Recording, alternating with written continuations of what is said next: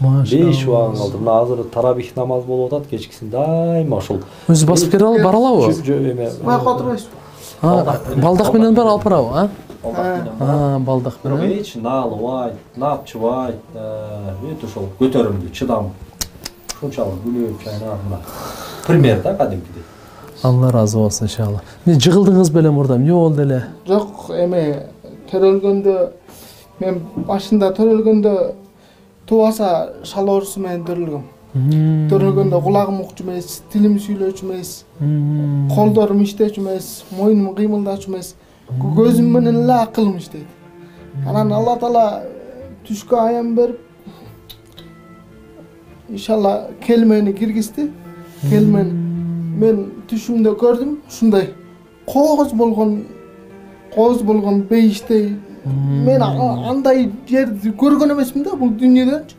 Ошону көрүп, анан Алла Таала келмени айттырып, келмени 40 жолудан күнүгө айтам. Кулагым укпайт, тилим сүйлөйт. Анан намаз китепти байлап асып коюп маңдайыма. Анан 2,5 саатта жаттадым, полный бүт. Конуттуа айтал курсы баягы. Мээге күч келгенде, бай ит кабалсачы, ит кабалса адам жүгүрүп кетет го. Ошондой эле мээге күч келгенде 2,5 саатта жаттадым ошонун баарын. Анан тагажутумду калтырган жокмун. Молодец. Жатып алып намаз окудум, андан кийин Түркиядан врачтар келди, бул адам болбойт дешти да. Түркиядан, Кытайдан врачтар келди, Мен көрдүм бул адам болбойт деди да. Андан кийин мен ошо жатып алып намаз окуп баштадым. Анан эң биринчи кулагым укту. Аллаху акбар. Эң биринчи кулагым укту. Андан кийин тилим сүйлөдү. Анан колдорума жан кирип кармады. Анан балдака турдум.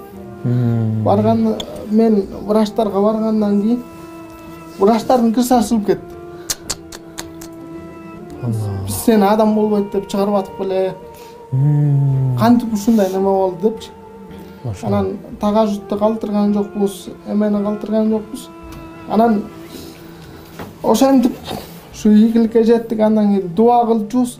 Бизди эч кимге кор кылба, өзүңөн башкага муктаж кылба, мага үй бер деп.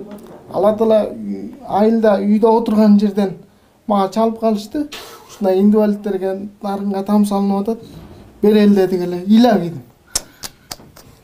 Демек, Алла Таала менен мамиле кылсачы адам. Албетте. Алла Таала бардыгын бере берет экен да.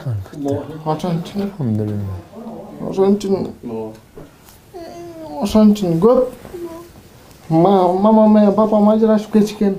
Өзүнүн турмушу менен алар. Атың ким деди эле? Канат. Куда калса баары жакшы болот, молодец. Алла разы болсун.